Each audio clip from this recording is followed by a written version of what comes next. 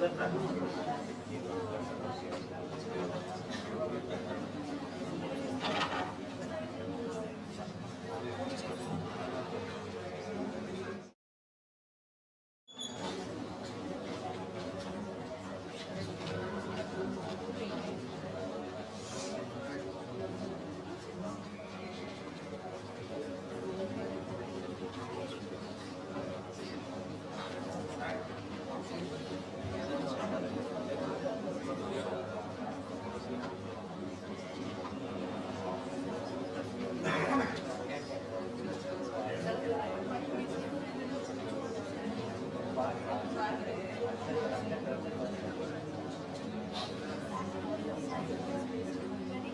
ma'am. I have my article now. PS campus. Java invested in my company.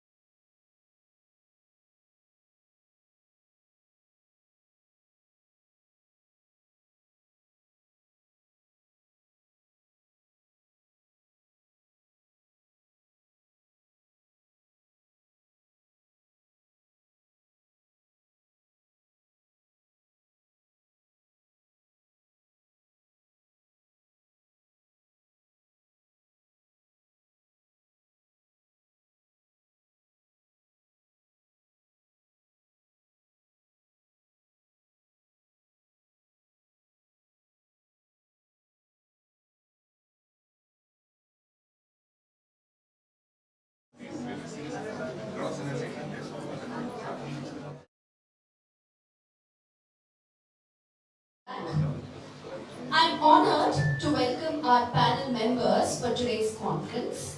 A hearty welcome to Dr. Nitu Ghosh, Associate Professor and Director, REVA University.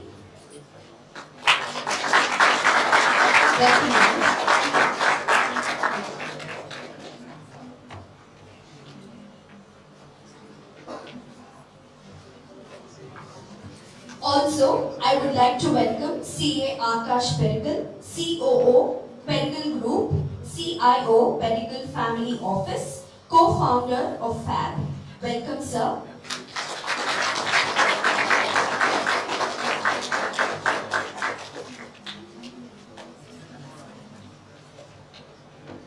I'm also glad to welcome Dr. H. Nagaraj, Associate Professor and Head, St. Joseph's College. Welcome, sir. Sir, please come on the dais. A special welcome to today's moderator of the conference, Mr. Punith Raj K N, founder and CEO, Seminarroom Education. Welcome, sir. So please come forward.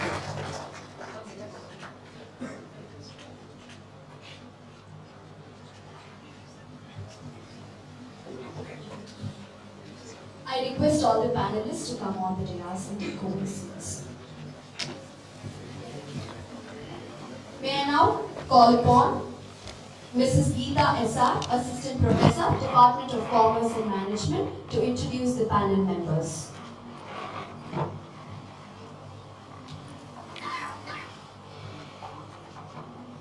Thank you, Shijala.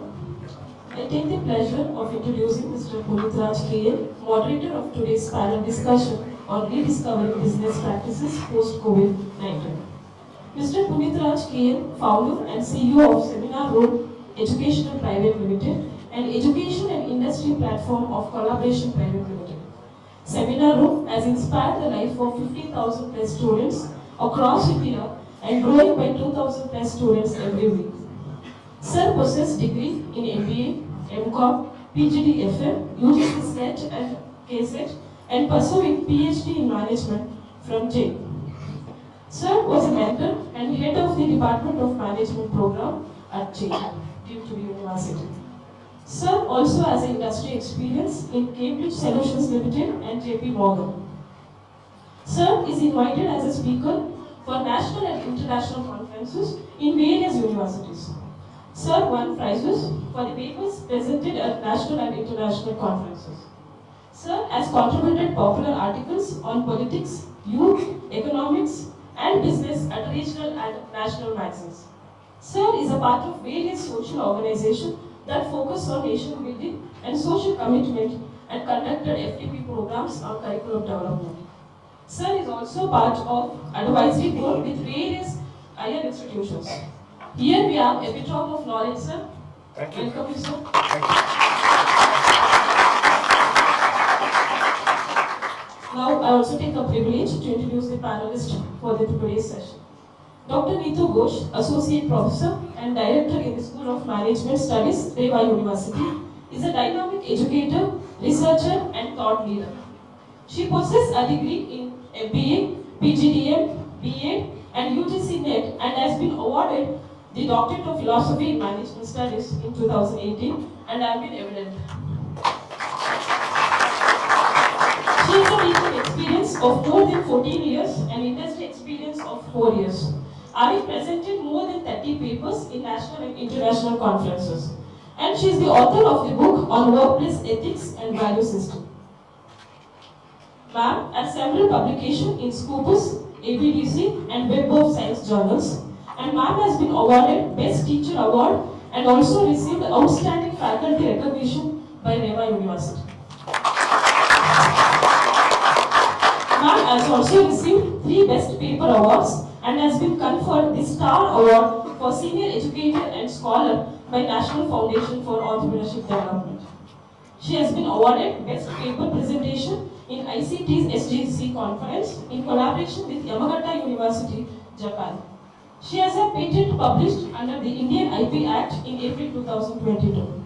Ma'am is the editorial member of various international journals and she's been a trainer and consultant in career management and a mentor for many students, grooming them towards the higher achievements in life, and I'm one among them. The next panelist for the session is Dr. H. Nagaraj, Associate Professor and Head of the Department of Commerce, St. Joseph College. Sir possesses a degree in MCom, MPhil and awarded PhD. Sir has teaching experience for more than 35 years and specialized in marketing, consumer behavior, brand management, retail management, service management and whatnot.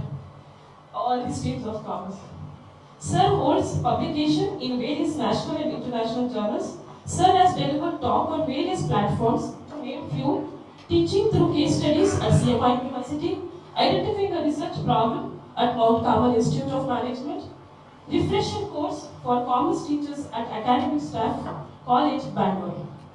Sir held chair position at various international conferences and Sir is a member of Board of Studies, Bangalore Central University, Expert Committee of Common Syllabus for BBA, Government of Karnataka, Board of Examiners, PhD coursework, Bangalore University and the list goes on.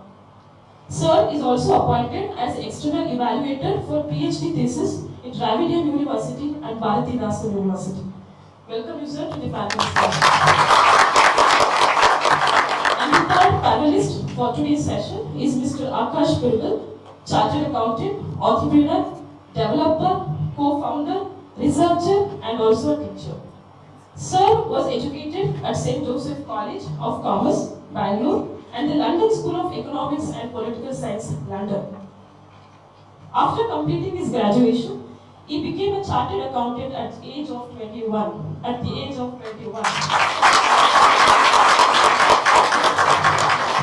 His enthusiasm towards real estate allows him to continue the legacy of his family and solidify the auditing practices where he focus on real estate clients.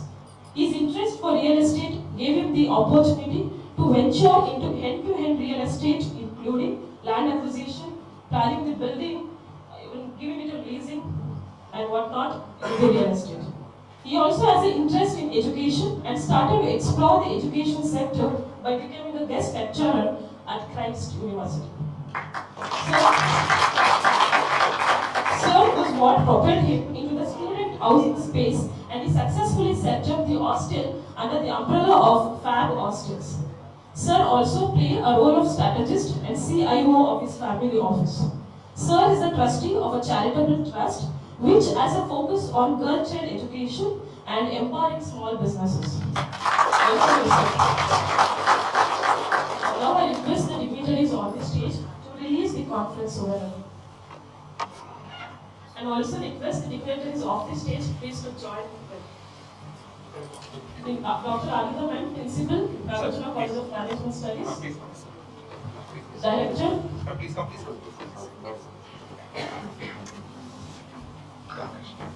Come, sir. Both of you can listen. So you can hear this.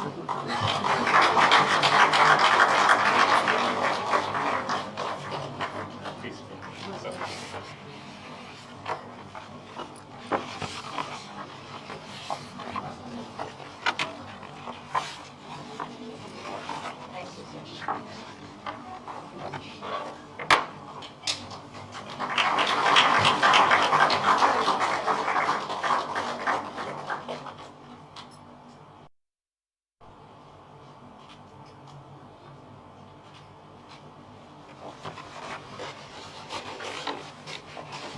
Thank you all. Now I request Dr. Nitu Ghosh ma'am, kindly take the screen, and Principal to please join.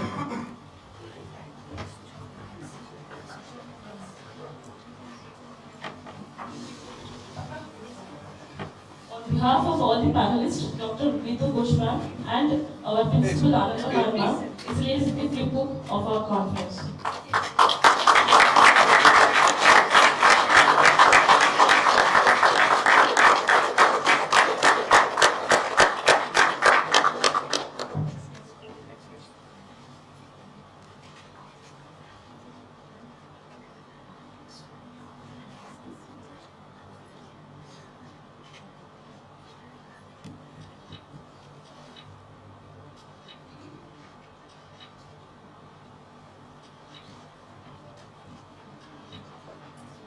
Thank you, ma'am.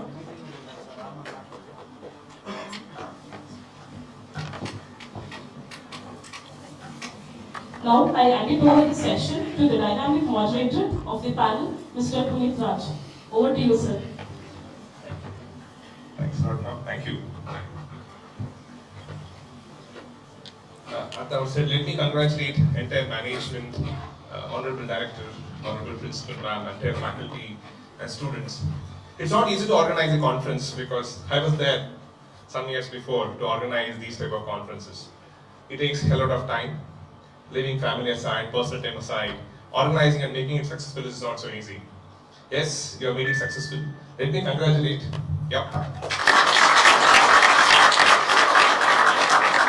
I'm sure many of students who have joined here, volunteer. Guys, you are entrepreneurs there. Those who already joined, you guys are the entrepreneurs who will become in the future.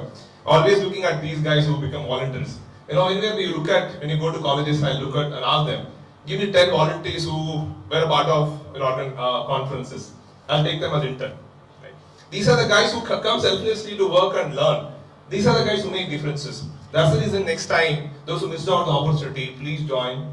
Don't think, ಏನಾಗುತ್ತೆ ಕೆಲಸ ಮಾಡೋದ್ರಿಂದ ನಮಗೇನು ಸಿಗುತ್ತೆ ಏನು ಸಿಗಲ್ಲಪ್ಪ ಇನ್ನೂ ಸಿಗುತ್ತೆ ನಿಮ್ಮ ಆಮೇಲೆ ಗೊತ್ತಾಗುತ್ತೆ ಆಯ್ತಾ so before further ado let me thank and congratulate the entire management team. One Vishesh, did you see that? You know, the song was released by ladies on the flip book, and that's the beauty of India. Even in Upanishads it said, right? In the Upanishads, Yagna is not Purna without a woman. So, for Purusha to get that Yagna effective, you need to have a woman next to you. Otherwise, Yagna is not Paripurna. I am not telling this. Vivekananda said this when England journalists asked, how do you look at women in India? Right? Vivekananda answered like this to them. So that is the beauty of India. Special, thanks to all these ladies for your contribution to our ecosystem, society. Thanks a lot. Especially also in the post-pandemic, it wasn't easy, right? Not just business, a family as well. It's an entire family who joined together, supported each other, small savings, no earnings, suddenly there is a fall in the salary. Some of them just walked out. 6 million people lost their jobs. Out of this, 2.4 were women workforce. 43% of small businesses in NCR region were shut down. And 40% of global small business were shut down. No jobs. And totally almost 11 to 12 million people lost their jobs in unorganized sector, which we can't go and measure it. There is no data available. With that, so many personal losses. Correct? I don't think so anybody who is exceptional here was not lost either. Family member, friend, colleague, some of my close friends, everybody got affected. So business. On the other side, there's so many shutdowns on the businesses. Look on the other side, there's a lot of positivity which changed. It's not that a complete business shutdown. Thanks to India, if you go back and see what's happening with China, last 1 month, thanks to India, somehow, we are doing really good. What's that making good? This is why, at this conference, I think to discuss on these things, we have a great panelist. Just to go back and see when I was in college days, it was one scandal erupted and the US ecosystem was suddenly collapsed. Enron scandal in 2000, right? In 2008, subprime crisis, I was just getting a MBA. Mine is arranged marriage. I shifted from corporate JP Morgan to academics. They asked this question. Yake tagakbitre nimana? Nimu kalisbidu mನೆಗೆ ಅಂತ. That was 2008. So many people lost their jobs globally, not in India. Then you saw SARS, Ebola coming in. Alle Indiaದಲ್ಲಿ ಭಾರತೀಯರಂತೂ ನಮಗೇನಾಗಲ್ಲ. No, nothing happens. ದೊಡ್ಡ Walmart ಬಂದ್ರು see what happened to our small market. See the market. ನಮ್ಮ ರಸ್ತೆ ಪಕ್ಕ ಏನಾಗಿದ್ಯಾ, ಸೇಟು ಅಂಗಡಿ ಏನಾಗಿದ್ಯಾ, ದುಕಾನ್ ಕಾಟಾ ಅಂಗಡಿ ಏನಾಗಿದೆಯಾ, nothing happened to that. India, nothing happens. But it disrupted. Right? Entire ecosystem of business was shut down. March 2022, and Prime Minister said that we'll be shutting down this country. Students were happy. The most enjoyed, benefited people are the students. But they later got it, it was not, they only said, sir, virtual saku sir, please, classes shuru mani. Right? So, on the other side, if you go back and see, the business actually have taken a complete different shape. This is where today we have a great panelist to start with. I'll ask with Dr. Nitu ma'am, who comes with a great experience of HR, who's a professor in HR, who's a trainer and consultant in career management. Ma'am, what is the future of work? Is it remain the same as it is or it was before? It's going to change in future. I request panelists to please take off dais. Ma'am will present now. I have to sit aside. Should I sit here? It's better we stand. That's what.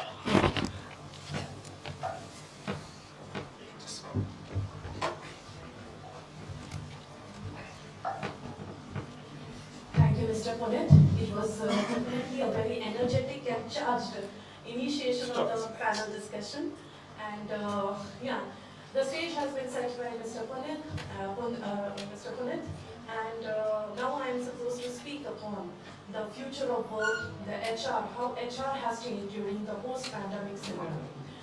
Starting with, I am going to focus upon HR, the game changer, and HR and the future trends of HR post-COVID. And my starting point would be here.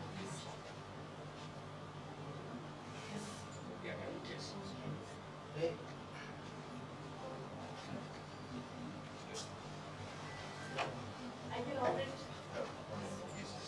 HR is the game changer. Of course, it is HR that has made the businesses continue when all of a sudden in March 2020, I believe, we stopped, like Mr. Punith said. The Prime Minister declared that now there has to be a lockdown, everybody inside the house. Students were not only happy, but mind it, all the employees of all the industries were really very happy. 2023 is bringing a changed world of work. 2020 was a time, or pre-2020, that is pre-COVID, that flexi timing, flexi operations, remote working, these were very new words and luxury words. Luxury policies which were given as welfare measures to the employees and employees who used to get flexi timing, flexi operations, especially the blessed IT employees, they found themselves, oh wow, we are getting a welfare measures, some add-on by the companies, and they were really motivated. But 2020, 2021 was a time where it became a mandatory HR policy. Nobody could step out of home and everybody had to work during their work hours using these policies, work from anywhere. And these three words became the trend. And right now also, we are sitting on to this as the future of work trends. Although now work from home has shifted a little bit towards work from anywhere concept as well as a hybrid working concept.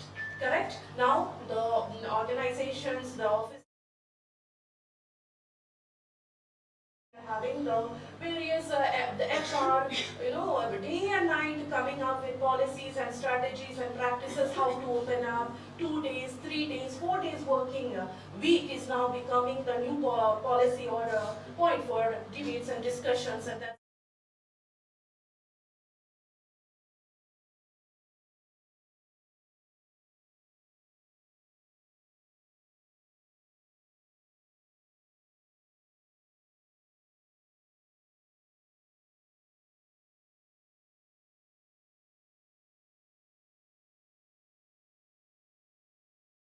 right? Not only the education, like students' life, students at kindergarten or else in the primary schools are now into online education, into digital education, homeschooling. Those are not new words for this particular generation. Now bringing them back to school or taking them back to the college and offline classes are becoming a challenge, and behavioral issues is there that we are encountering, which we should not forget. Not only about the younger generation, the employees at the workplace also, there are a lot of behavioral changes, attitudinal problems, mindset problems. Coming back to work is really a challenge. So transition from Industry 4.2 to Industry 5.2. We are currently at Industry 4.0. Still we are there, and maybe a couple of years more we have to be there. And it is still working upon IT integration into the workplaces with a lot of digitization, automation, IoT, artificial intelligence, robotics still to get integrated into the workplaces, work system, HR systems, production system, of course, like it has come up. Now, moving towards Industry 5.0, that after 5 years of now that we are visualizing, it has much to do. Now, the focus of industry right now is on economic, that is fulfilling the economic policies, the economic goals. But in Industry 5.0, the shift will go to the society, to the other end. From welfare of employees, they will start thinking about well-being of employees. And all that can be possible through 100% synchronization between human and machines. That is, between the employees and robots, robotics and all. They both have to work hand in hand to make things possible and to make the industry more society-oriented, social well-being oriented rather than what it is, economic-oriented. So employer-employee relationship is changing, would be changing henceforth in the future also. That's how the HR has to be prepared with agile HR practices that look at dehumanization of employees for inclusivity in work. Now you should know about the SDG goals. So by 2030, we have to attain inclusion all over the world and inclusivity in all areas. That is same for all. Like HR practices should be as standardized that they cater all type of different category of employees, diverse employee groups in the organization, all with the same type of standard policies. Why? Towards sustainability, towards managing VUCA and pandemics that may come in the future with sustainability. 2023 is the HR's window of opportunity to reposition amidst digitization, surging inflation, economic growth trends, fears, projections of upward curve, but still things were not going on that great, recessionary trends. And therefore, I would like to take you forward to 11 HR trends. Before that, the keywords for HR currently: enable, engage, transform. That is how we can survive as HR, and our labor force, our workforce, talent management can remain agile, inclusive, aggressive in the workplace with these three keywords: enable, engage, and transform. This is the new age approach to HR management systems with more of technology and talent management decisions based upon technology, based upon hybrid work models, or else remote work models, work from anywhere, work from anywhere, that is WFA, that is becoming the research trend now. Remote employee tracking systems, yeah. So with work from home, a lot of challenge came upon the HR employees. They saw productivity going down, man hours were there because they had to pay for those man hours, but no productivity happening. Attrition, poaching, now other trends in the industry. These are big challenges for HR. And behavioral changes, behavioral problems among the employees, the mental, the health of the employees deteriorating, how to address all that. Then the organizations, HRs, they came up with something called as virtual clocking, tracking work computer usage, monitoring employee emails with a lot of digitizations and with a lot of something called as HR analytics. So we see a lot of predictive analytics, HR analytics, gamification also coming up to tackle, employee engagement, disengaged employees. This is a time we are going through disengaged employees. 2020, 2021, and now 2022, and now 2023. We have to cope up with the disengaged employees and shift them towards more engaged employees. How do we do so? Gamification is more popular now. Earlier we used to generally use it in education, sector, making learning more interesting for the kids, for the children. But now it is into HR practices also, trying to gather the interest, the focus, de-stress the employees, and also help them in increasing their employee engagement. Important trends in the future of work. Remote work practices is still to be there. We should be prepared. Data and artificial intelligence into HR is the next trend. So all those who are preparing ahead to be HR professionals, please equip yourselves with AI skills, some knowledge, with data analytics and all, because this is the next trend. Inclusive culture and gig economy is here to stay, and moonlighting, the recent laws and some cases about moonlighting had been into the newspapers and in every news. It's nothing new, it is there to stay, and definitely you have to cope up with that. And people analytics, employee experience, how to engage employees, give them the best experience so that they stay with you. These, then our focus on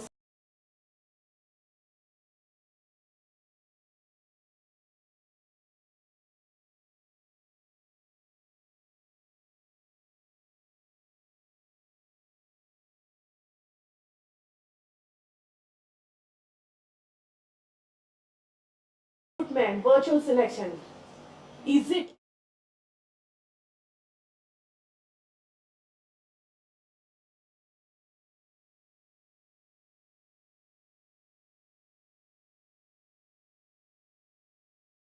present interviews or other interviews? So this is a challenge which the present HR needs to tackle.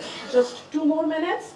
And here, the 11 HR trends I'm highlighting, which would be the main focal point in the area of HR in 2023.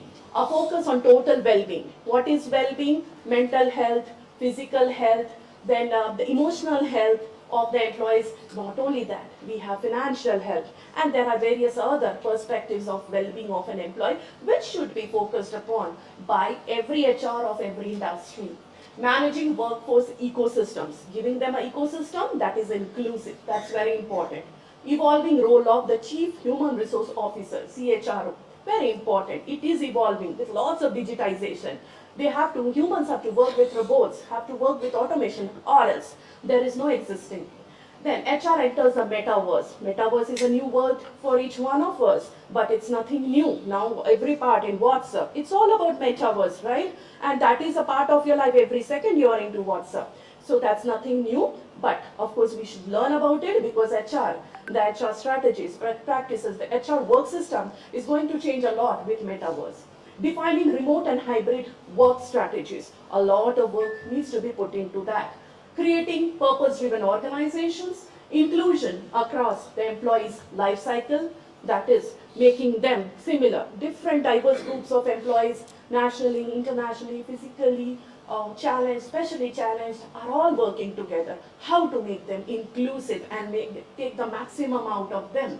Upskilling leaders and managers. It is a usual trend, but during digitization, like the work from home and the last 3 years, a lot of disruptions happened in learning and development, not only in the education sector, but also in the training and development sector of all industries. HR had to work on it, find out ways how they can keep the employees motivated towards learning and development, sitting at their homes only with their house clothes, as you know. So that was really challenging for HR to ensure. The rise of algorithmic HR, that is machine languages, right? Machine languages, Python. These are not something like engineering students only should know. You should also know Python and all these data analytics type of programming languages, right? Why? Because it's all about big data that we as HR also have to handle. You all would be working for big multinational global organizations with employees all across the globe in millions. How to handle that big data? So it all requires algorithmic HR. Increased investments in deskless workers. Those who are working from anywhere, work from home, are actually deskless workers. They do not have a workstation at the offices. That is the trend now, reshaping the workplace learning. These are the 11 HR trends that we all HR would be focusing on in the industries everywhere, from the education to the other industrial sectors in 2023 and henceforth. So I would like to end my talk over here. Thank you all for the Please come on the dais. Which one of the lights, please? Thank you, ma'am. Please. Wonderful, wonderful presentation. Thank you, sir.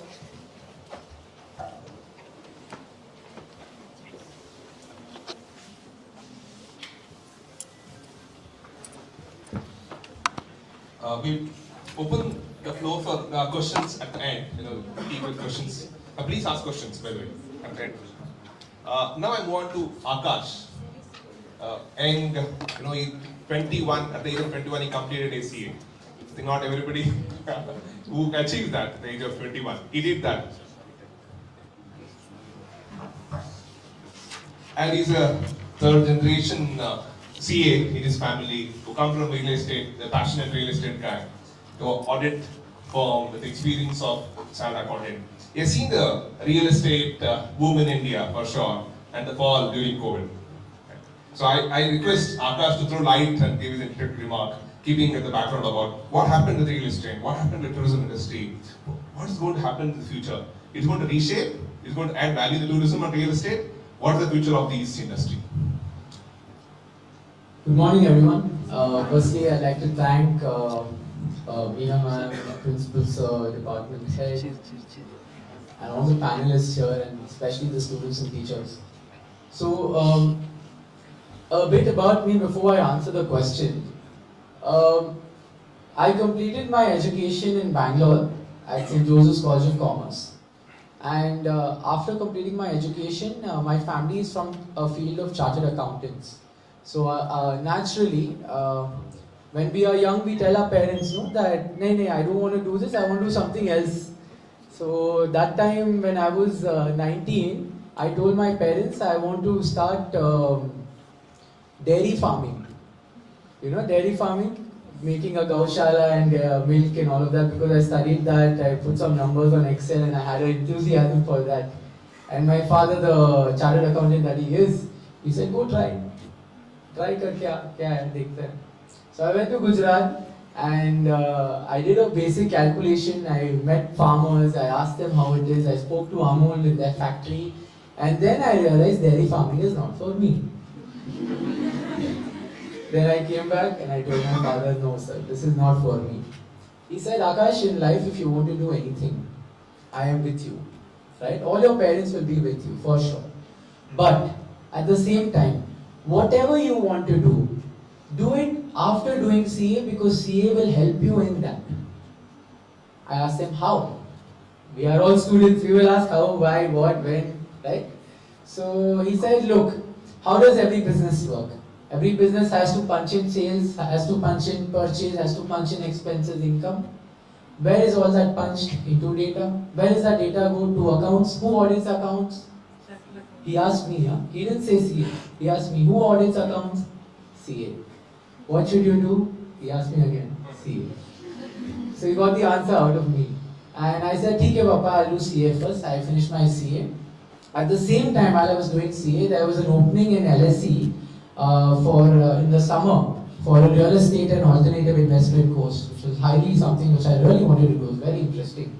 So I went to London and I studied that course, which was a very short course, only 3 months, but specifically in real estate and alternative investments. Today, the best part about the country and the place you guys are in, all you students, if you want to study about anything specifically, let's say one of you all want to study about social media marketing, you have specific courses only for that, right? So I had an interest, I went and did that. I came back, I want to do real estate. He said, right, what is there? Office is there, timing 10 to 7, after 7, before 10, do. So I said, okay, fine. I did some research before 10, after 7, I started doing research. And I ventured into real estate from there. And slowly I got an opportunity in Christ University to become a professor, faculty lecturer. So again I asked my father, I want to become a faculty and all that. He said, no one in our family has taught, but you can do before 10, after 7. So I went to Christ 6 to 9 in the morning. And after Christ I went to office at 10. And I became a professor there 4 to 5 times a week. And I taught the students and I understood there's a real problem for housing. So that's where my real estate, chartered accountants, numbers, real estate, I started my first hostel. It was a success. I told my father, this is the success, I'm getting into this. So you have to prove yourself to someone and then they will get confidence and then you can do something. See, changing or breaking the ecosystem and being drastic and doing something, you can do it, but you will not win support of your family. Why we are working to earn money? Why we are making money to help our family, to feed our family, to travel, to enjoy, right? So family is most important. So whatever you are doing, take your support of your family, get them into confidence and then do. Don't do 100 steps at once. Do one step, then another, then another. Okay. Now coming to the question. So real estate, what are the changes in real estate? I will tell you something that today, right, capital expenditure up to 2027 is going to be at its peak. What do I mean by that? Capital expenditure means expenditure into infrastructure, roads, infrastructure, electrical lines, power sector. All of these infrastructure, cement factories, steel factories. Why is Adani purchasing cement factories? Why is Reliance buying lands in Gujarat, right? To make power, to consume power. They're all into these public sector, public infrastructure, capital industries, and they're getting more into this. Capital sector will increase up to 2027, that's a given for sure. Right? Why is this happening now? After COVID, a lot of businesses started disrupting. Okay? A lot of businesses started losing business itself. Companies started shutting down, everyone started shutting down. Then they realized, what is one thing that will not shut down in COVID? Can you all tell me one thing that did not shut down during COVID? Rent. Trains. Trade. Okay, trade. Okay. Anyone else? Farming. Next. Hospitals. Very interesting. Next.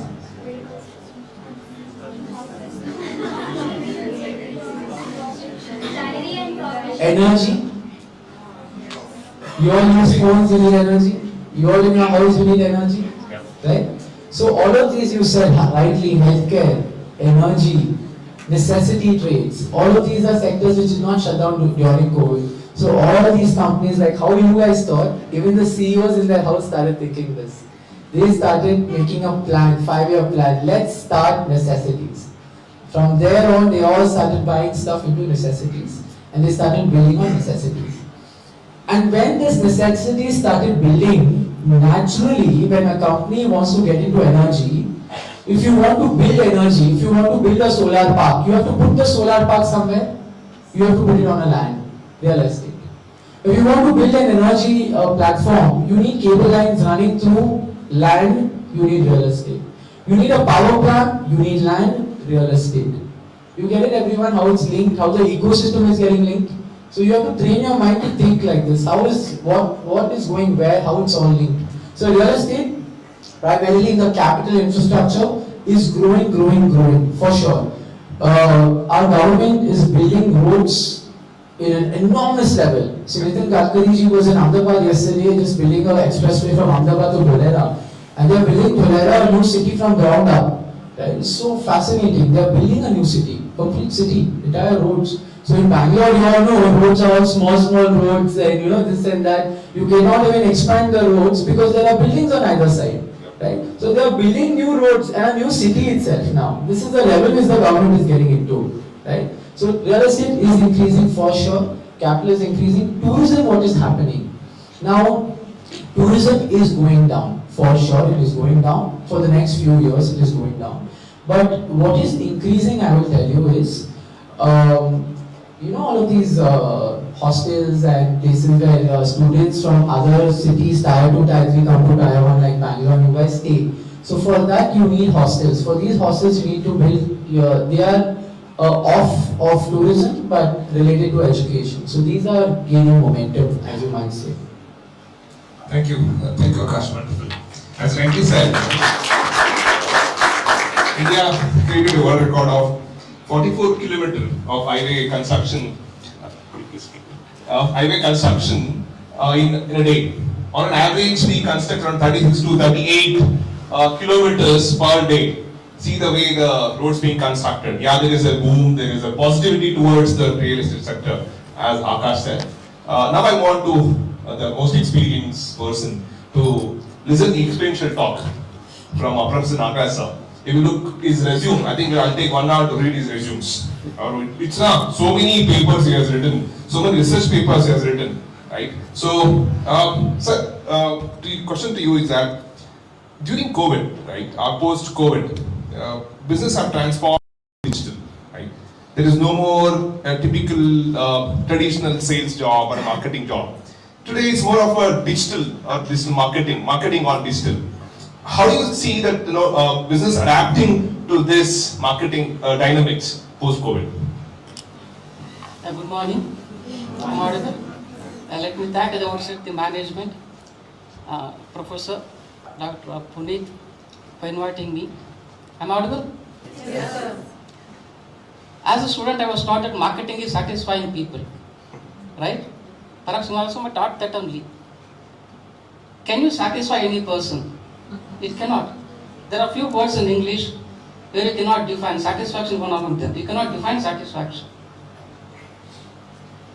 Post-COVID, what happened? Let me use this statement in English. Please don't mistake me, especially women. They are saying in English, neighbor's wife is always beautiful. Right? What COVID taught us is, my wife is also neighbor to somebody. Right? Local brands emerged. The best example is Covaxin and Covishield. That is the best example. There are plenty of areas where local brands emerged. There was 4 important shifts post-COVID from marketing point of view. All of us talked about products, utility of products. We have shifted from utility to value. I want value from a product.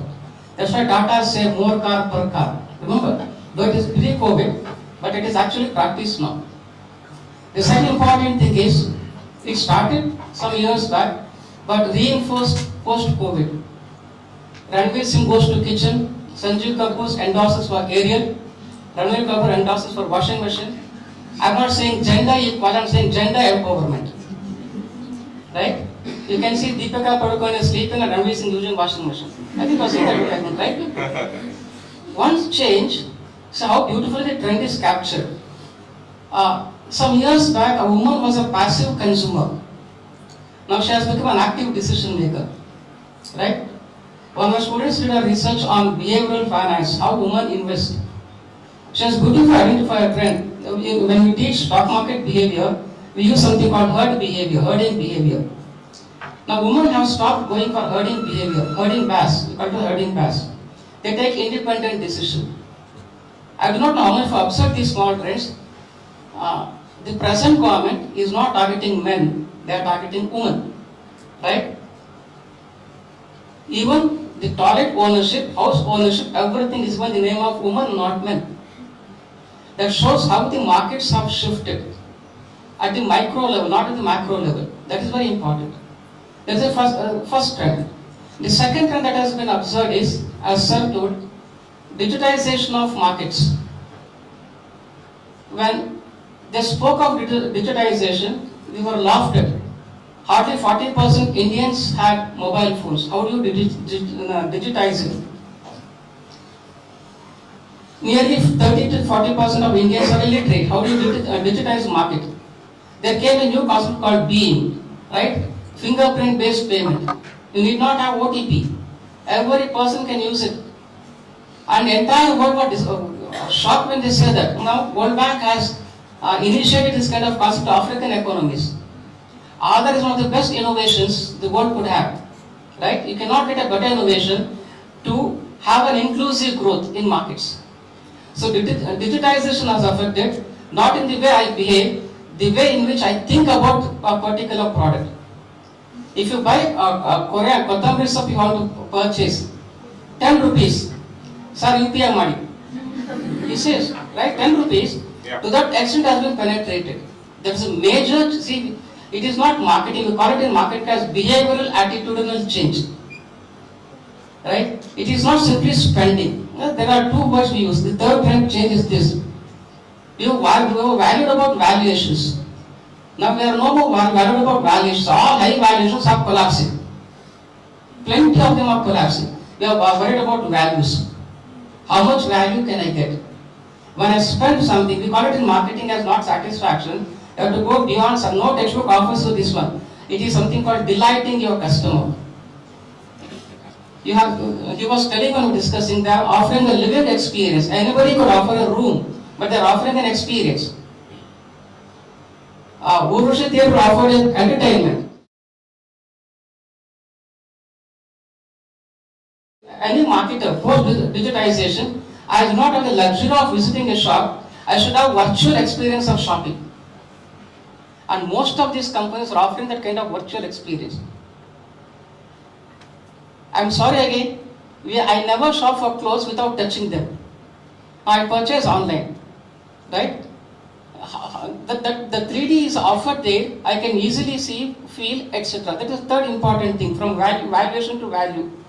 Fourth important thing is, price is no more what is called as limiting factor to us. We can say India is a poor country, but Indians are not poor. Yeah. What I'm saying about this is, just observe, one day, we had done terrace in the 2 months back, one day India spent 64,000 crores on gold alone. One day. You had big billion day, Flipkart. 3 days, we spent around 35,000 crores. Forget about that. Next month you'll be having Valentine's Day. Last year, Airtel only earned around 1,500 crores only on messaging. Remember? What I mean is, the way I think about the price, if somebody says that I offer cheaper price and get the market, and there is no better fool than him. Jio succeeded initially, now Airtel is back to the market leadership. Right? Price can never be a factor unless you back up with quality. So an ordinary Indian consumer is ready to pay higher price provided it offer a better quality. That's why you get these kinds of budget hotels. I think you have Tata's Ginger Hotel, remember? They offer a better quality than a price. That's why they are not, we call it the bottom of the pyramid. We do not call them as poor people. There is no poor people. They have been recharged. We call them an aspirational class. Their aspiration is so high. A poor vegetable vendor's girl becomes an IAS officer. There is an aspiration. So there is no end for a dream, even as a consumer. When Benz entered India, it wanted to sell 100 cars in India. Baba only purchased 150 cars. That's what I am saying. Price is no more detrimental unless you back up. Benz succeeded. Harley Davidson failed in India. It could not beat Bullet. See, Indian consumer is very unique. McDonald's succeeded, Kellogg's failed. Why? Post-COVID has taught a very beautiful lesson. Do not trust the marketer unless he delivers what he has promised. Right? So the best thing that a marketer has learned from post-COVID is under-promise and over-deliver. Then you can delight. Never promise what you cannot deliver. So digitization has made a person to go for experiential marketing. People innovated so many things. What is called contactless delivery. Remember, hotels became a delivery point. 40% of Bangalore hotels closed because of delivery. 40%. All small scale hotels closed. As you told, many lost jobs. But the reinventing, they become caterers. Right? They become caterers. So there's a huge shift. That is for the last trend. I'm going to stop after this. There is a change in world over accepting that India is a market. Earlier, brands entered India to capture market to make profit. But here, it is not there to capture market. Elon Musk was refused to invest here in India because he considered India as a market. Yeah. Right?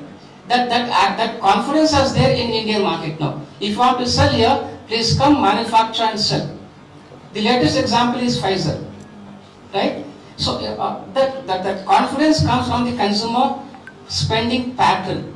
I'm not saying how much a consumer spends. How he spends is more important. My disposable income is high. Why my disposable income is high? More and more people are graduating. Yes, COVID has lost many opportunities, but we are recovering in a V-shaped manner.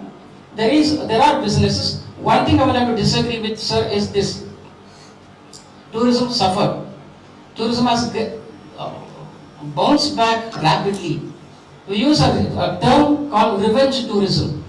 Post-COVID, people are traveling a lot, as if they have not seen any places at all. This is what we call revenge tourism. Yeah. All places are full.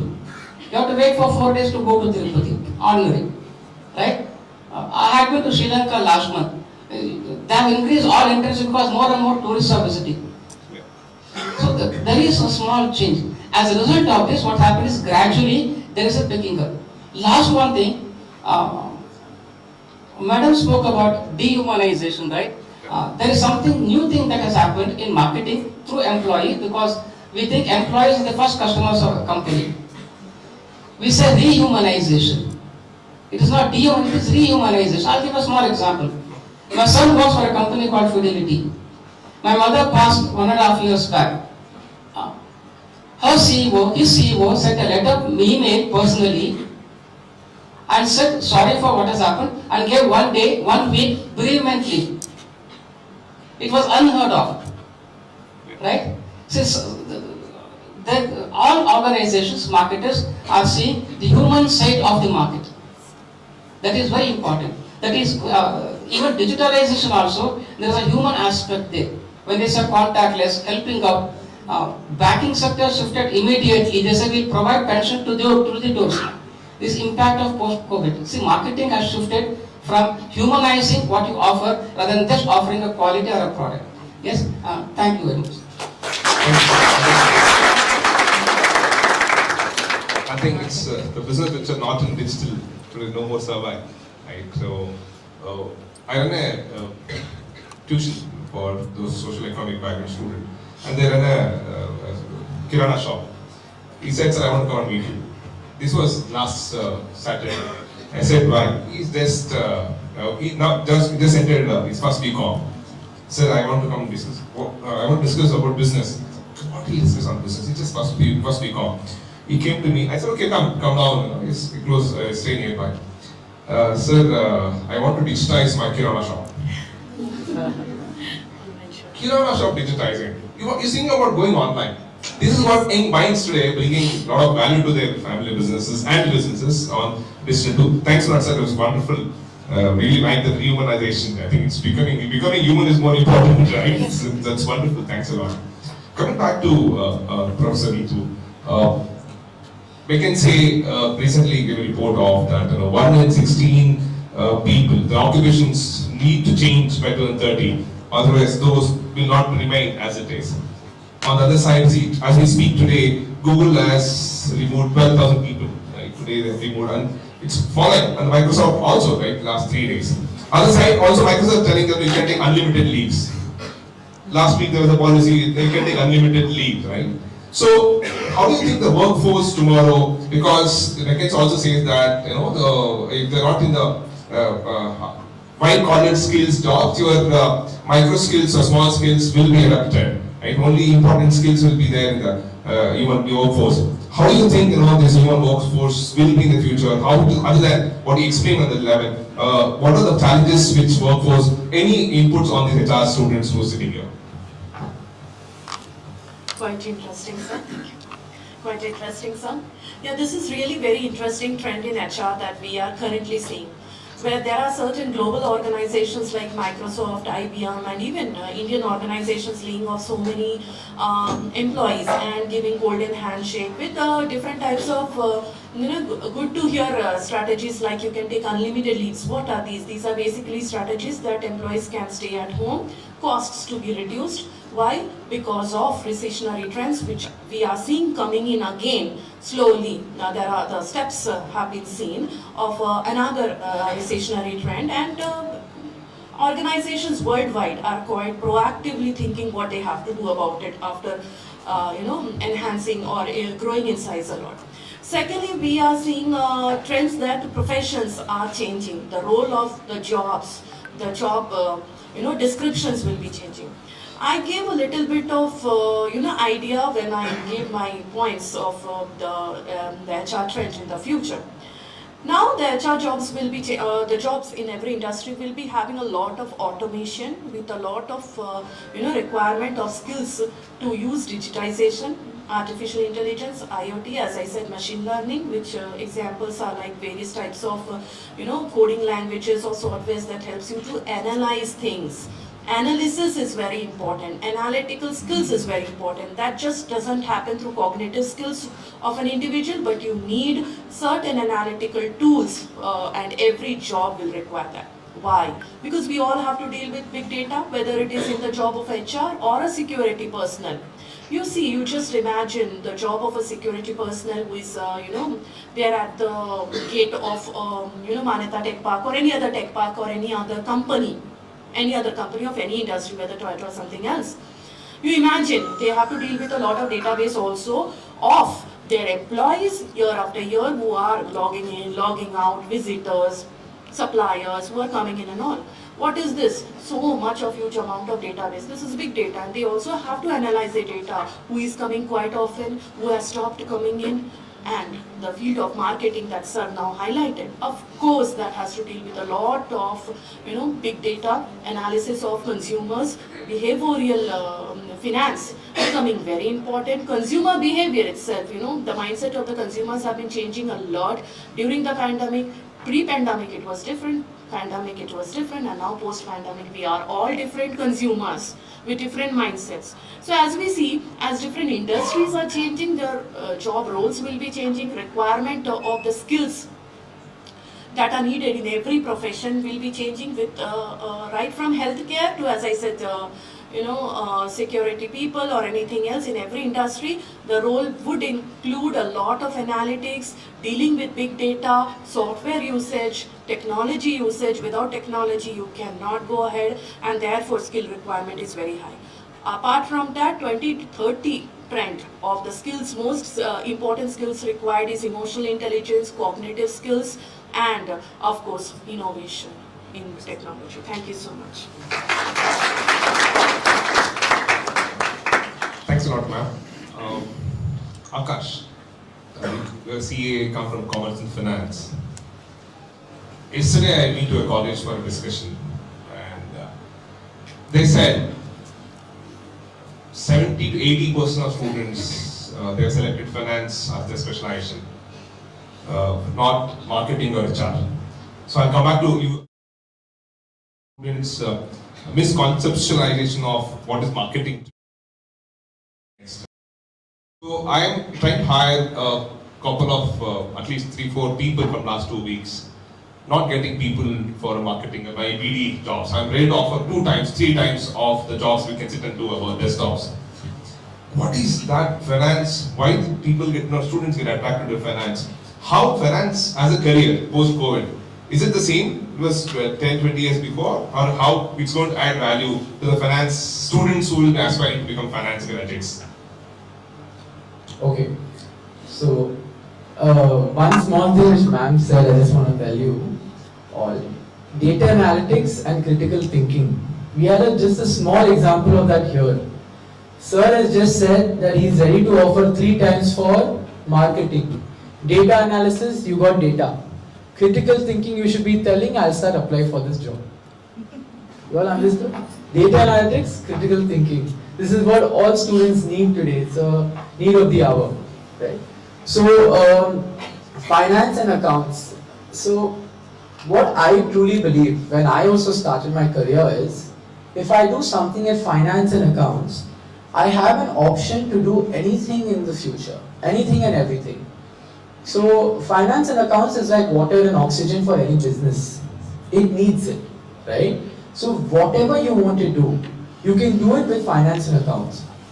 The problem today is for students, I'll give a small example. So my brother, cousin brother, he's applying to college in US for his MBA, and he doesn't know which specific course, which specific college to apply for. Right, so now he went to a career counselor and he's talking, like ma'am said, career counseling is a very big thing. So he's going there and he's trying to understand what he wants to do. The main problem about students today, it's not even about students, it's about the industry in general is, they don't know what they want to do. Why? The question you should ask is why. Now students go to a university, they study. The moment they try to go for a work, only then they understand what they like. So if you don't go for the movie RRR, would you like it? Example, you understood guys? So if you go for Avengers, you won't know whether you like it or not. So when you go to work actually, that's when you realize what you like. And once you realize that, by then it's too late. You are already in science, doing engineering and sitting somewhere in a construction site, example, right? So what I tell all of my students, I was just telling this to St. Joseph's HOD also, I was just with ma'am recently.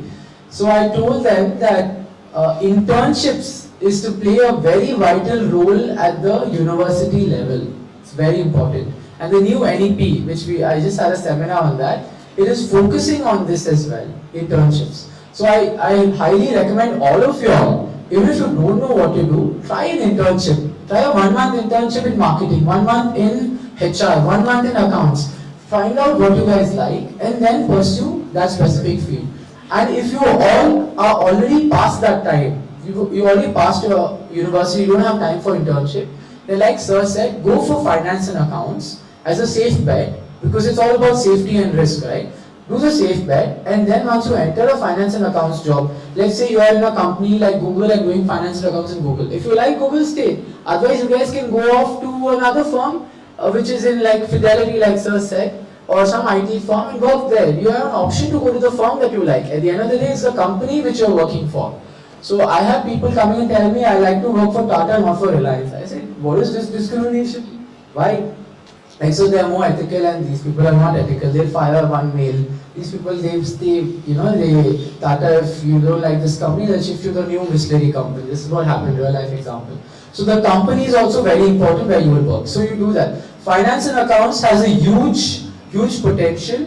If you don't know what to do, I would recommend do finance and accounts. Why? The question will come again, it's water and oxygen. And the second thing is, finance and accounts has a new field called data analytics, like ma'am said. And in the virtual realities field, there's a new World Economic Forum has just released a report in which they've released a new list of 10 new creative jobs which will come up in the next 10 years. One of those jobs, right, apart from data analytics, is extended reality, ER. ER is nothing but virtual reality with augmented reality. So what all these new jobs are doing is, you have to analyze some data of virtual reality and help the developer to match that job description. So you can also be a manager if you know data analytics. So if you do finance and accounts, you can tomorrow become a manager in the IT space also. You get it? So the potential is enormous. Great, Akash. Thank you. Thank you. Thank you for showing the direction finance career. So coming back to you on the market, not as a career as such, post-COVID, right? Pre-COVID to post-COVID, I run a business. Like, they change the marketing. I'm sure food entrepreneurs also there. You appreciate and understand when you say this. The marketing is no more as going and selling. It's not sales, right? And I offer a student who actually got qualified, joined me. We use a word called business development growth. It's a growth, not sales. And those who are aspiring here to become, get into these fields, how business are attracting these talents? What is that they have to get ready for it? How can they negotiate a better salary in these fields because there's high demand? Okay. Marketing is not selling. Let us have a clarity over there. Marketing is one of the most creative jobs an organization can have. Is it audible there? Is it audible? Yeah. Yes. Marketing is not selling. That is a misconception. See, there are, when you take an IT firm, there are roles split over there.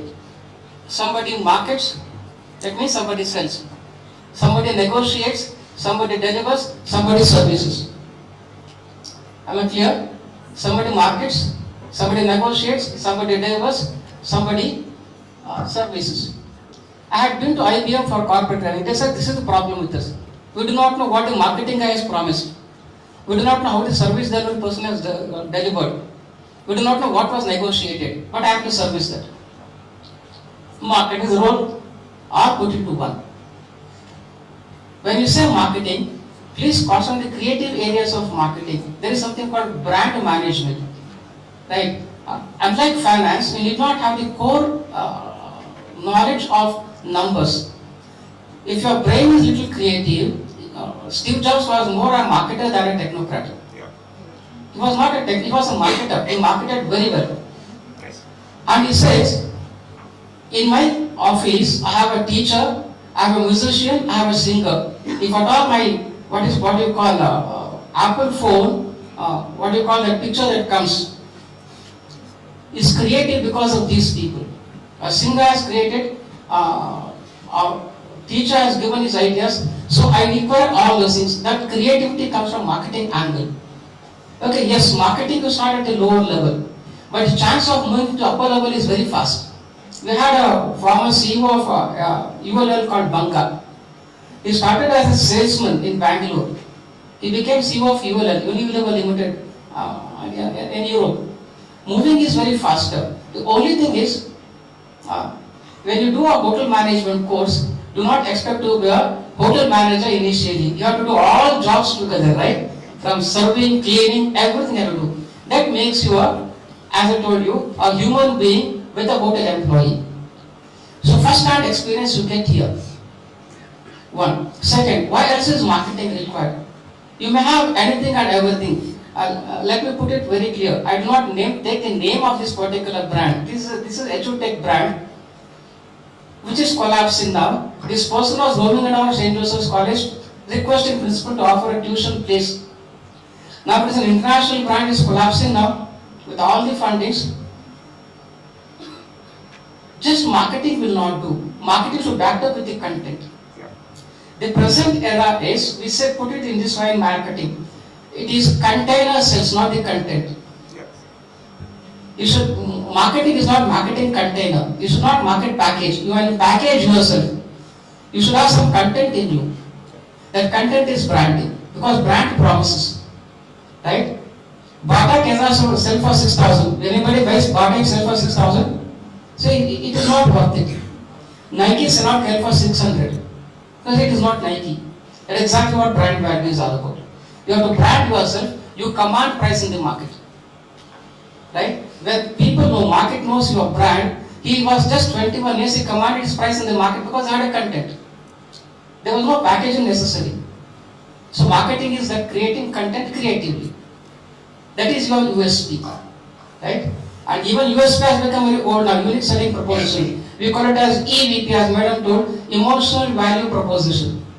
That brand you have to take emotionally closer to whoever is purchasing you, right? Thank you. Wonderful, sir. Well said. My investor, Suresh Narasimha, keep telling that, every CEOs are a good sales guys.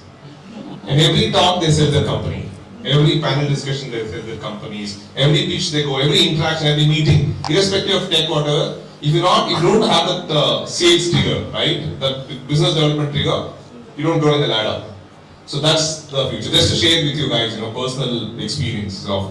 I come from finance, okay, with the law of finance. Even today I love finance. I'm a F&O. That's my really core. Even I do trade on F&O. I'll just interview a little bit. Please. My specialty is finance and taxation.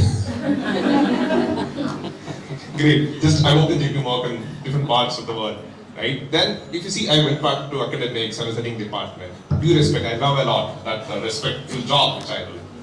I just came out of the box which I was thinking, right? So it was not easy for me to meet the first client when I go out. I was heading department. For the press, there was an attendant was coming, right? Now I have to go and wait for an appointment, sit there for a principal or a director to go and talk. It wasn't easy. My first speech was disaster. A disaster. He came back and said to my partner, Pankaj, my partner is Pankaj, you pitch one pitch here. We were not sure what was the product, right? Eventually we grew up, right? So if you just ask me, I'm happy to share with you guys, okay? I'm not trying to sell the sales jobs, the marketing jobs. Then give you the perspectives.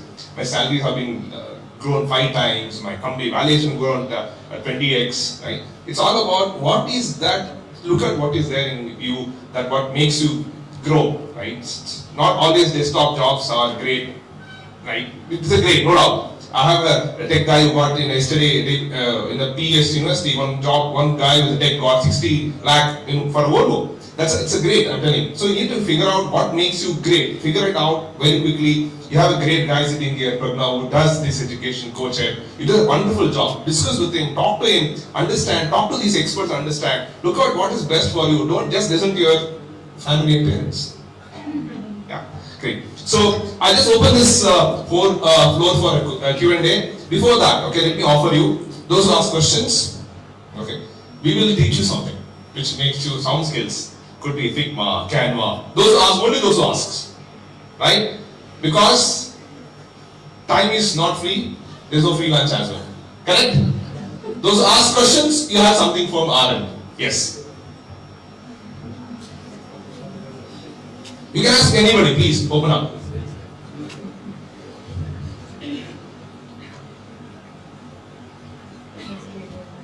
Akash sir, sorry, I have a question for you. Pre-pandemic, it was called as, from 2010 to 2020, it was called as a technology era.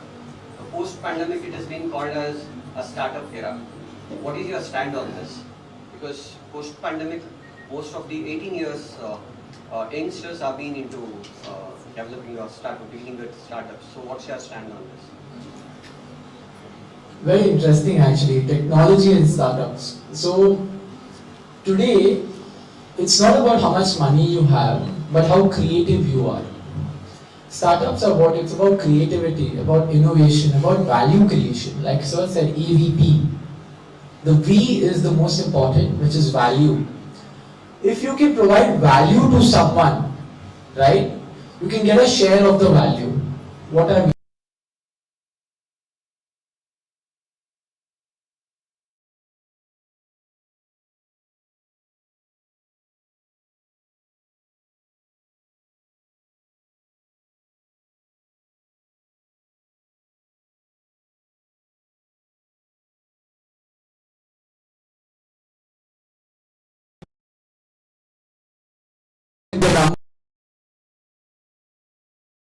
EV industry is going to go up, it's going to boom.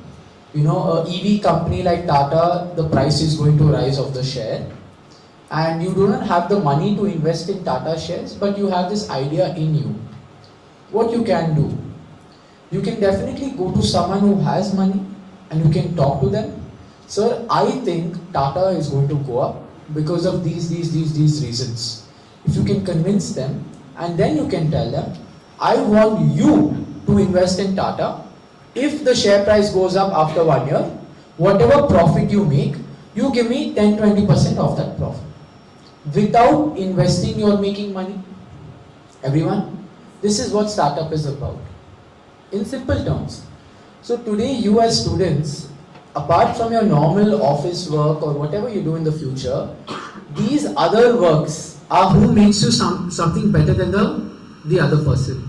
So something like, you can do something as simple as, if you're in an area, you can find out what is the prices of that area, what are the land prices of that area, what all shops are available for rent. If you pass by a road and you see this shop is available for rent, you can definitely find out if it's available for rent, talk to some people, get it rented. If you get it rented, you get a commission of that rent. As simple as that. So all of these other things, right, you can keep doing. So startup era is not necessarily having to be a Mark Zuckerberg or a Steve Jobs. It can be something as simple as helping someone and giving them value. If you can give value to someone, right, you can really do a lot of things in life, actually speaking, right? So technology era was when technology was not there, mobile phones were not there, internet was not so available, and things started coming in. Now also technology is growing leaps and bounds. See, globally right now there's a lot of unrest. China is supplying 15% of the global GDP, and China is in a domestic trade war with the US, international trade war with the US, and a domestic conundrum basically, because a lot of issues happening domestically as well with the army and all of that. Russia again is having problems because of the energy, and they just released a new stable coin backed by gold with Iran, and US is under a big recession. The only other place I see in the entire world, if I were to be an outsider and see the world, is India. Right? You all are in the right place at the right time in history. Right? Right place, right time in history, and the right age where startups are getting a push. Right? So you all should be privileged that already you have these three things already ready. So only one thing you need to do is have an idea, talk to someone, convince them, or ask for guidance. If you're not able to convince someone, come talk to sir, I have this idea, this is simple words. You market for me, I will make you co-founder. Did you all understand? So you don't need to be a marketer also. You just have an idea and know how to approach the right person. That's it. If you do that and you can get a hit, you try 100 things, you might get 10 hits. That's also okay. You don't have to be full time in this. Do this whenever you have time, right? And you have the internet with you. That's the best of the best tool. And it's free, right? It's free. So definitely startup era, and I hope some of you all at least use this, do something about this and work. Also data analytics, one of my interns was just telling me, sir, I did a data analytics course for free on Coursera, and the freelancer.com or something, they went and they applied and they work 1 hour a day and they get paid 1,000 or 2,000 for that 1 hour online. So you can spend 1 hour a day like this also and get that money and invest in Tata. Maybe it'll grow up. Who knows? You can do all of these things. Just 1 minute. And he spoke about being a right time. I was listening to Ratan Tata yesterday on his channel. He made a statement. I'm sorry, I'm 50 years old. I should have been 50 years younger to see how India grows. Definitely, sir. Yeah, please. Sir, influence is very important for as a student. So, do any one of you think that institution, as an education institution, do you think it's an institution's job to influence students to find their niche in their life? Or do they have to, after finishing their graduation, as you said, if you are interested, can you go and do an internship and then find out your niche? Do you think as an education institution, do we have any business in aspiring people or testing their niche, or trying to influence them, what field they are interested before they graduate? Is it the question to any particular person or is it open? Sir, you can. Okay. Thank you, sir. Is your idea to be an intern or to be an entrepreneur? To become an entrepreneur. Entrepreneur. How college can contribute is this. See, colleges have something called incubation centers. Right? So these ideas, as I told, ideas can be visualized and brought into practice. These incubation centers, there are plenty of organizations, including the government, which can finance these incubation centers. Right? And that idea can be clearly created, and plenty of, I'll give a small example. In our college, when second BCom girl, during COVID, when we had online classes, she just spoke to some of us and said, "Sir, my mother is a very good cook. So how can I capitalize on this?" She started a very small online platform of delivering food. Now she is one of the well-known caterers of that particular area. So when you have an idea, as I told, try to capitalize on it. If it is in college, if you have to formally do it, incubate it in the college, get all the kind of ecosystem for that incubation center, you can go forward. Your job is only to materialize that particular idea. All other systems will be there with the help of government and institution. I am very sure that they will help you out. Could you please Sure. throw light on this? Yes. It's not only the education institution who influences a student's aspirations like goal, whether you want to become an entrepreneur or just like an income generator or else just an employee in an organization. You might have many other influencers. For example, here, Mr. Akash or Mr. Punith can be your influencer in idea generation, right? Shaping up your future aspirations, or else any professor of this institution, or else from some other areas or aspects, you can get some influences. You see some young entrepreneurs, for example, of OYO, we have Ritesh Agarwal. You are too much inspired about from him. You learn about his life, and then you seek additional knowledge from anybody in your education institution that influences your aspirations, either to become an entrepreneur or to some. However, now there is no shortage of opportunities or influences or support or resources. Whether in this education institution you can get mentors, you can get angel investors, idea generators, or helping you to generate sharpen your own idea that you might be having, or else any other support, or else similarly that are there nearby in the vicinity. Also, like in our university, we have an incubation center, REVA Nest. In fact, in my school, I have students of BB entrepreneurship who are becoming entrepreneurs. I would like to give an example of one team who have incubated in REVA Nest and doing very successfully. They are working very hard on waste management. They are collecting the waste from their clients in UB City and many other big clients they have through proper networking. You need to be good at marketing skills, like in your own networking skills to get your clients. Like you can get these inspirators. I think Mr. Punith and Mr. Akash can be good inspirers for you to become an entrepreneur. Thank you. Yes, Akash, I'd like to add on that. See, I'll tell you, you can sit down, be comfortable. Yeah, please. Yeah. It's all about convenience nowadays, really. And okay, so I'll give you a simple example. If you go to a shop, any shop, and you buy a packet of Lays, you pay 10 rupees, you get the Lays. Would the shopkeeper give you anything else apart from the Lays? No. You have come here to college to get education. The college is giving you education. That's it, right? Now, you can expect anything else from the college. What Sir said, trying is most important. You have a platform here where if you want to be influenced, if you want an internship, if you want to grow, if you want something, you have to ask for it, right? People are here to help you. But the college is doing its job by teaching you. So I realized that in my college. So I expected my college to have the best seminars, to have the best speakers, to do this. We have a lot of expectations. But the hard reality is expectations don't always get fulfilled, right? So what you got to do is, you got to try, right? You should ask your teachers, ma'am, I want to do an internship in this field. Or if you don't know which field, ma'am, I want to do an internship, I don't know which field, I want guidance. Have a session where someone can come and just tell us about internships. Then choose an internship, then go on that. But the most important thing is trying, right? In anything, it's about trying. Even in relationships, for that matter, at home, if you don't try, what is the point? You got to go and do something for your mother once a while, go and sit with her for 5-10 minutes. How are you doing? How's this? How's that? If you're normally living your life and you're not trying, how are you building a relationship? Similarly, if you're normally living and not working on your career, trying, how are you building that relationship with your career, right? So you got to try, which is most important. And here in college, you have beautiful people here, amazing professors and platform where they are calling people here And I know Mima how much you followed, and I want you, sir, here. I said, yeah, ma'am, for the college, anything, because everyone wants to give back, for sure, right? You will get people to teach you and train you and give you seminars, but you have to be the initiator and you have to try, right? Even if you go to Instagram, you want to get influenced by a personality, you have to click on follow, right?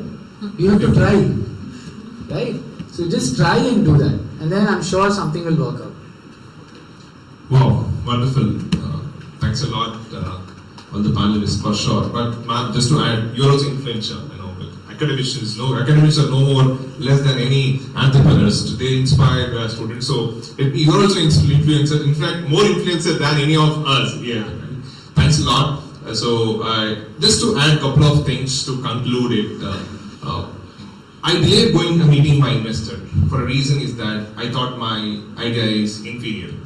I pitched to one of so-called academically celebrated IIM guy. He said, this idea, I said, go and do something else. I'll give you some better idea. So I didn't feel great about my idea, which I was thinking, right? So, but I had discussed with one of the investors, but I didn't follow up with him. He followed up with me. For 3 months, I didn't go and meet him, thinking that, this idea is not. When he called me, I went and presented as if, completing from induction to, I'm a tech, from a tech company. From induction to placement, सब कुछ कर देता हूँ, sir. Because whenever we go to college, every college has something new. Correct? Everything say, we want this, sir, do this. Well, okay, we'll do this, right? But it doesn't work that way. What beautifully he said, one thing which I want to share with you guys, startup ideas, startup investments are an hope. Sell that hope to the investors. Guys, if you have something hope, strongly feel, come and reach to me. Mr. Purna is here, right? We can fund you. In a sense, my venture capitalist, my investor can fund you. I challenge you. He wanted to set up, Mr. Suresh Narasimha, please Google, connect to our LinkedIn. That man wants to go and invest. He has funds, keeping 100 crore funds with Prashant Prakash is sitting. So wherein you want to go and invest with student startups, we invest only student startups. In student idea, that early stage, right? On idea stage, you'll come and invest. If you have an idea, work on it, organize a workshop, we can get him, we can definitely call him. He will invest up to 1.5 crores, $200,000, he'll invest, right? That's why I want to share with you, all of you guys, also faculties. It's not just for students, faculties. Yes, there are a lot of opportunities. Please, I request, along with writing research, look out for some consulting. Get some consulting. I just want to add on to that. Please, Akash. Like sir said, have an idea and then you can do it. Idea doesn't have to be something that you're, sitting 5 hours, I want an idea. No. Right? Yeah, very good. It has to be something which is normal. So the other day I was just talking to a farmer in Gujarat. I was in Gujarat like just 2 days back, right? I was talking to him and one of my cousins called me like, Akash, my birthday is coming up, I want to plant 5 trees, right? So I said, but he said, I don't have the time, Akash, I can't. I'll give the money, you get it done. I said, okay, ठीक है, I'll get it done. I told the farmer, भाई 5 पेड़ लगाने हैं, कितना लगेगा? Sir, कर देंगे sir, क्यों पैसा क्यों चाहिए? ठीक है? So I got an idea. I'm from real estate. I got an idea. I asked him, how much is this land? We were just on the vehicle. I asked, what is the land price? He said, sir, it's around 10 lakhs per acre. I said, in 1 acre, how many trees can you plant? Sir, 10 square feet per tree, 40,000 square feet, 4,000 trees I can plant. So I told my friend, I think 500 rupees or something per tree you will be able to give. Is that okay for you? He said, yeah, 500 rupees I can give. I said, let's open one website, plantatree.com, 4,000 trees, 500 rupees, 20 lakh rupees I'll get, 10 lakh rupees I'll buy the land, 5 lakh rupees investment, 5 lakh profit, land is mine free.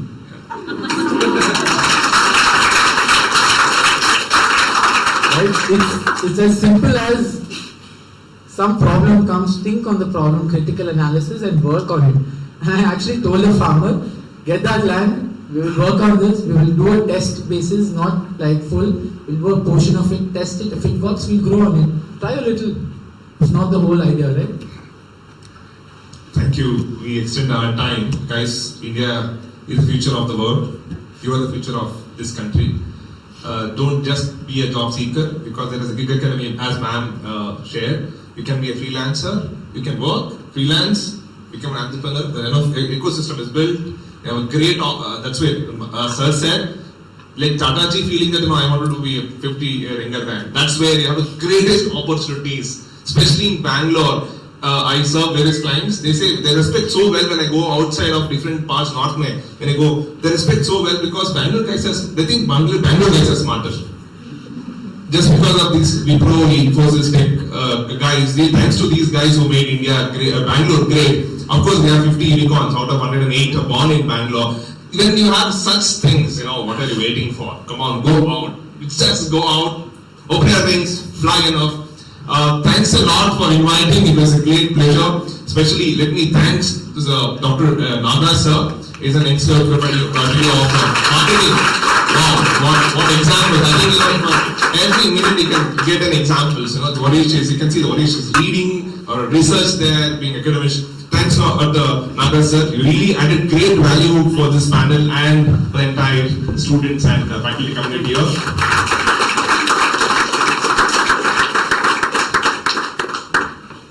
Thanks a lot, Dr. Nitu ma'am. For sure, we understand why you're the best teacher there in REVA industry, right? You really got a perspective from a corporate industry, practical, from academics research. Thanks a lot. Thanks for being with us in the panel.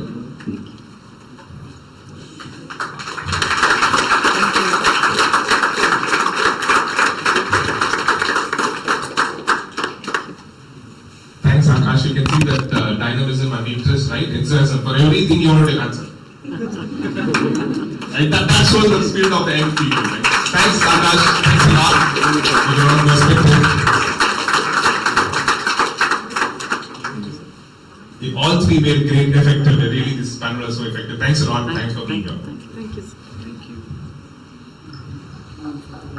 I should thank even Punith Raj sir for taking this panel so beautifully as a moderator. So it's a great inspirational talk for me. Thank you so much. Thank you so much.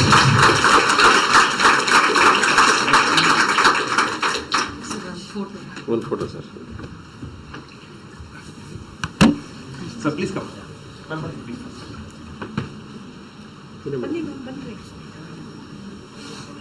Kiran, where is Kiran? Funny, ma'am. Kiran. Girish. Girish. It's my pleasure actually. Purna, bunny. Gitanjali. Kiran is one. Join it, please. This guy is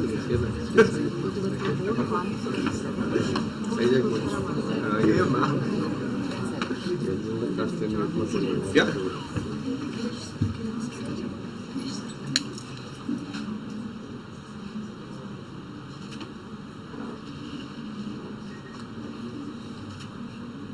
Another smile bandiya, sir.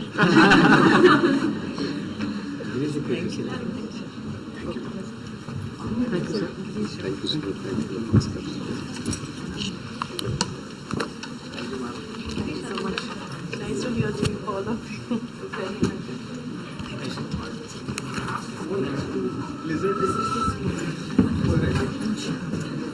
Thank you all for your wonderful cooperation. Let us now move for lunch. The lunch will be served in the canteen. Kindly relish your lunch. Thank you guys. Thank you all. Thank you. What time they should come back? Did you tell? Please tell them. Guys, you'll have to come back by 1:30 at least for your presentations. Kindly